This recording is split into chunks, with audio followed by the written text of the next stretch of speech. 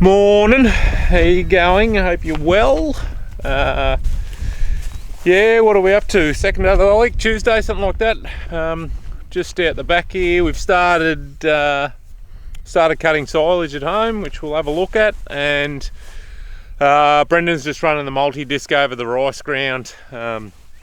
We started working it with a cultivator yesterday, but it was still, when we dissed it, it was still pretty damp, and it's come up pretty stringy, and it wasn't really doing anything. So we put the dual wheels back on the big tractor this morning, and then put the multi-disc on it, and yeah, so it's coming up pretty well now. We'll still probably have to hit it again. Now whether we get a chance to get it dry enough to laser, I don't know. We'll just have to suck it and see. They are talking 31 degrees here on Monday, which is going to put a bit of pressure on some of the crops, but we do still have a pretty good bank of moisture. We're actually going to look at flood irrigating some canola, so you'll get to have a look at that and that process. And yeah, so I'm just out the back here. We had a bit of a draft up of some lambs yesterday, and yeah, weighed a few, and yeah, had to crutch a few. There's a few that were a bit daggy, so we've got some going direct to slaughter next week, direct to the abattoirs, so just trying to get them organised. So in doing that, I've come out the back here. We've got a little shed here. It's part of the yards. It's got an old drenching race. You'd run sheep up into it. What I'm actually going to do is, we've got the sheep handler with the scales and all that on it, so I've just come out. We used to put it over here, and it was a bit of a pain in the backside as far as getting sheep to run into it. Yeah, it's just, and then if you wanted to draft sheep after it and that sort of stuff, we used to sort of set it up here. I don't know whether I've got any footage of that in the past. You'd set it up here, and they could run in the drafting race and then through the handler, and we could open a couple of gates here and send them, so we could auto draft them as well. But we don't actually use the race in here anymore, so what I've sort of decided to do, I've cut the first half of this race out, and I've got a couple of steel posts there to cut off yet, but it'll go in here. Now, the bit of the issue I've got, and it might be a bit hard to tell, but this concrete, there's been rabbits under this concrete slab, so the concrete slab's got a bit of a wave in it. But what I'm going to do, I'm going to make up an insert. This is about 600 mil, 650 mil across there. Now, if you put a lamb in there, they'll just turn around. So I'm going to make up an insert to put in there, so they can't spin round. So we'll just slide that in there, and if I put some adjustable legs on this end, we might be able to jack it up and just get it reasonably level if we can. And then, yeah, the handler should go in there, and at least then, if we end up running the ewes through to through the footbath, and there are a few that need their toes trimmed again, so there's some of them there just in the containment area. Yeah, we've got this thing under cover, and it's with it starting to warm up, it's good at home with the shed over the yards, but back out here, it's yeah, it can be warm enough working out in the shed. But yeah, this bit of cover here, we might as well utilise it because it's not getting used at the moment. So yeah, there is a bit going on at the moment. While I'm just out here, we're going to cut a bit more silage out the back here. There's 45 hectares in this paddock, but we're thinking, because it's so big, we might do it in two halves. So it does have, there's quite a bit of clover and loosening that through here, but we do have a bit of barley grass, and then the yellow flower, which I think I spoke about on the last video, or the one before. So that's capeweed. There is a bit of capeweed in that through it as well. So we'll probably, once Tony's finished cutting it at home, we'll probably come out here and we'll cut half this paddock tomorrow or the next day or two, and then yeah, just see how it works out. But if we can silage this stuff and get it wrapped up, and then if we get a shower of rain, we might get another cut of hay off it later on, and it should be a lot cleaner. It'll take some of these weeds and that out of it, which will, yeah, sort of in turn give us some pretty good hay. So, but not a lot of rain on the horizon, yeah, which is a bit disappointing. Yeah, hopefully we can you know, we can jag another 25 or 30 mil between now and harvest just to get some of these crops home. But yeah, anyway, it's out of our control. We'll just suck it and see what happens. I'll just show you back here at home what I sort of want to replicate at the other farm there. So this is the lead up race into the handler. We've got these anti-bacterial spring load things, so that essentially the sheep walks in and he walks past it, and when he walks past it, it springs in, but obviously they can't walk back. And then we've got this stuff, and it's actually come off the canola pickup front off the header, and same sort of thing. It's just they walk in and then they can't back. It just catches their wool on them.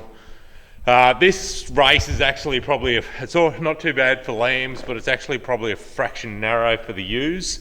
So I'm just going to make something that I can looks essentially a bit like this, that I can just drop in out the back there, slide it in, and yeah, we can then put the handler in to lead up to it, and it should all work pretty well. But yeah, we were crushing a few lambs yesterday. Some of them were pretty daggy actually for whatever reason, but yeah, getting them ready for sale anyway, and getting them into their weights.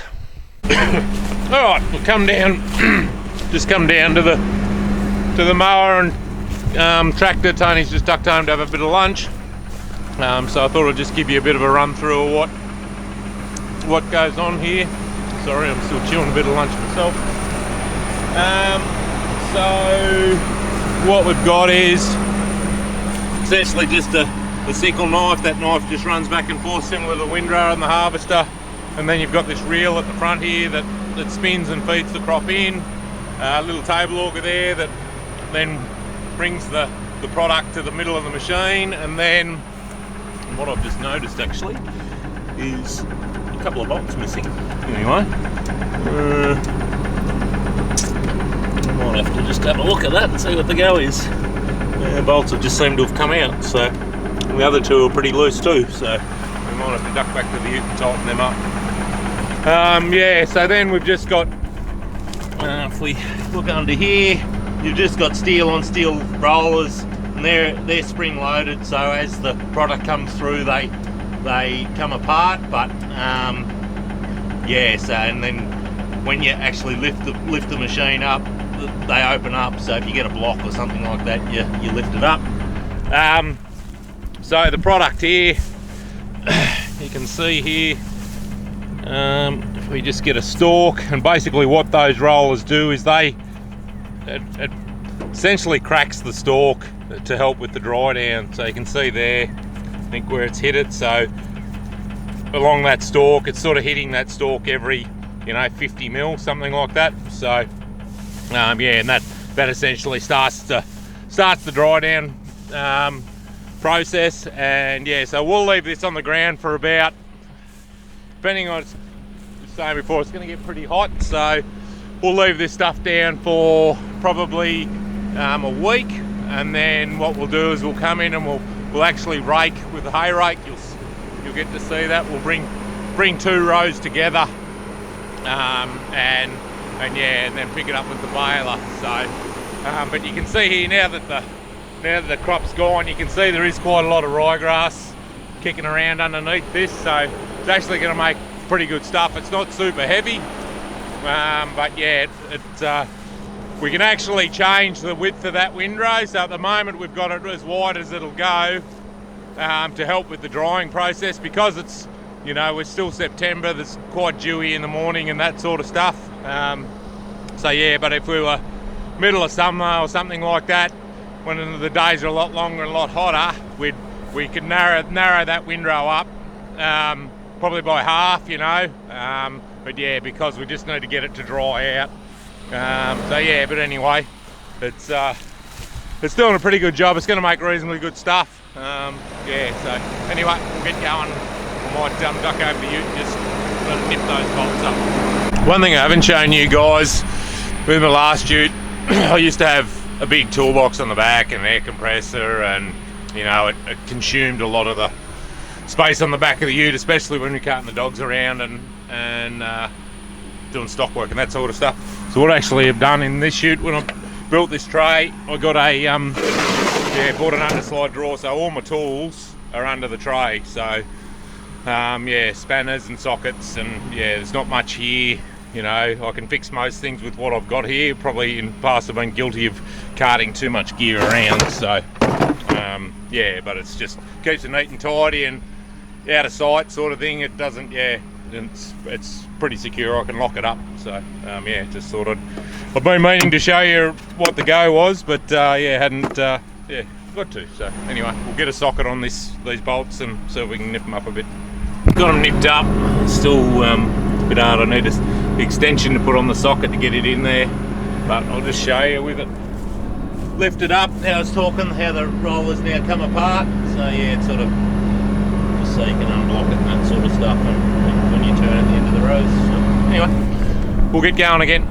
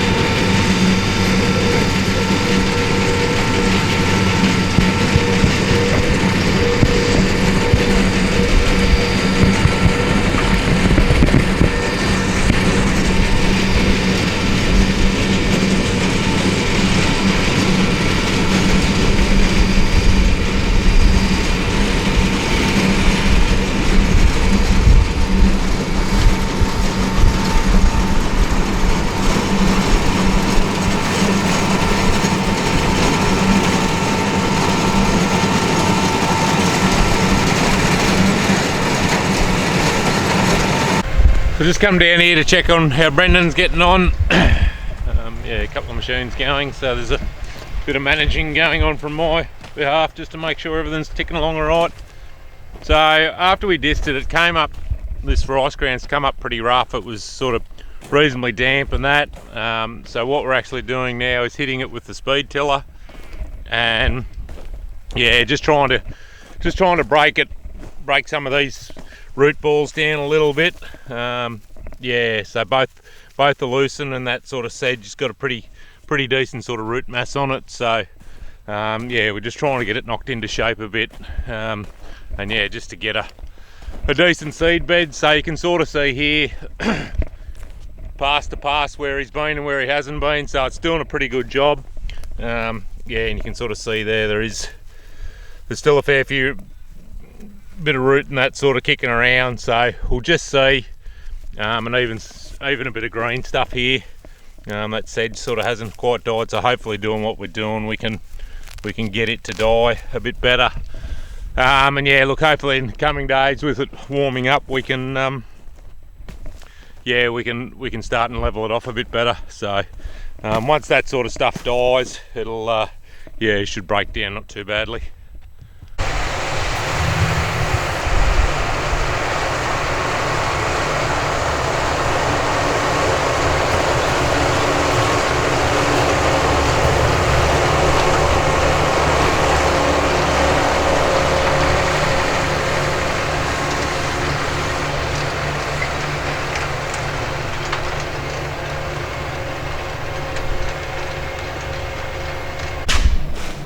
Quick update of what's going on here. So that's essentially the race out the back's 650 mil. So that bottom frame there will fit in between the race that's out there. I've made this gap a bit. Obviously we'll use the existing fence that's here for that side. I've made the gap here at the bottom a little bit wider. I think another 100 mil wider. Might not be quite that.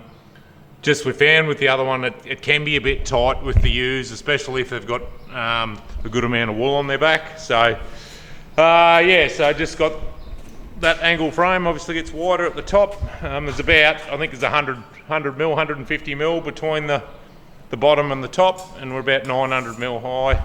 And then all I'm going to do is I'm just going to stick it's hard with this camera, I'm just going to stick an upright up there just to support that. And then yeah, I've got a bit of sheet there. We'll bang a bit of sheet on it, and then yeah, we'll screw the little conveyors pickup front fingers to it, and that's about all it'll do. So yeah, no, it should work out alright. And then when we get out there, we might have to just chock one end of it up a little bit. That's why I've sort of used this 100 by 50 on its edge, just it'll sort of support itself a bit, just because the concrete out there is pretty up and down. Anyway, we'll keep chipping away at it and try and get it knocked out.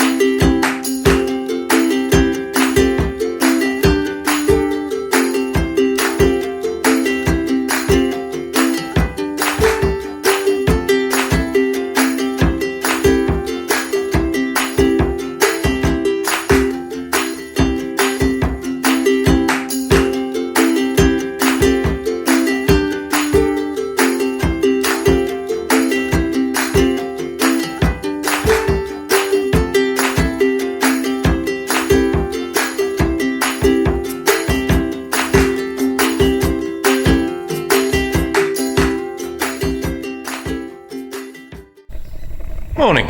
Alright, we'll fast forward a little bit, a few hours. So this is the finished product of what we were trying to get built. So yeah, we're just on the back side of it. You can see the sheet we've got there I put on it, and then yeah, I just had a bit of W strap there that we put along the top, and then yeah, as I said, the pickup belts off the pickup front, the old ones. So yeah, that'll hopefully stop them back and back.